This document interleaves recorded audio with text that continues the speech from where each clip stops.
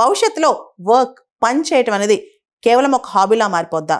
ఏదో షాపింగ్కి వెళ్ళినట్టో, video game ఆడినట్టో, లేదా కూరగాయలు పెంచినట్టో అలా వర్క్ అనేది కూడా కేవలం మన హాబీలానో ఆప్షనల్గా మారిపోద్దా?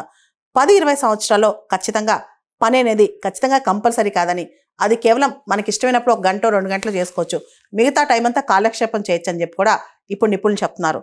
రీసెంట్గా ఎలాన్ మస్క్ చాలా పెద్ద ఎక్స్పర్ట్, మనకు తెలుసు, వరల్డ్లోని రిచెస్ట్ మ్యాన్ అనమాట. దాదాపు $500 బిలియన్ వర్త్ ఉన్న వ్యక్తి. అంతేకాదు అతి త్వరలో $1 ట్రిలియన్ నెట్ వర్త్ ఉన్న వ్యక్తిగా, ప్రపంచ కుబేరుడిగా ఆయన మారిపోతున్నారు. ఆల్రెడీ ఇప్పటికే ప్రపంచంలో హైయెస్ట్ వెల్త్ ఉన్న వ్యక్తి. ఇంకా కూడా ఆయన వెల్త్ పెరుగుతుందంట. ఆయన ఒక మాట చెప్తున్నారనమాట, భవిష్యత్తులో వచ్చే 10-20 సంవత్సరాల్లో మనీ అనేది ఇర్రెలవెంట్ అవుద్ది. యూనివర్సల్ హై ఇన్కమ్, నువ్వు పని చేసినా చేయకపోయినా నీకు రెగ్యులర్గా బోల్డ్ అంత డబ్బులు ఉంటానే ఉంటాయి నీ దగ్గర.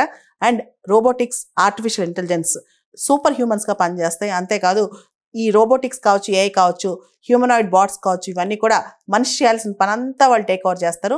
మనిషి ఖాళీగా కాలక్షేపం చేయొచ్చు. తను అనుకున్న పనులన్నీ తన ప్యాషన్, తనకు నచ్చిన విధానంగా మనిషి బతకొచ్చు. అసలు వర్క్ అనేది ఇప్పుడు పొద్దున్న లేసి నైట్ వరకు పడి పని చేస్తాం కదా, అదంతా ఇర్రెలవెంట్ అవుద్ది.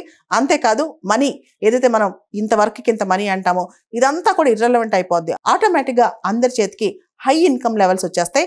యూనివర్సల్ హై ఇన్కమ్ అనే కాన్సెప్ట్ కూడా వస్తుందని చెప్పారు.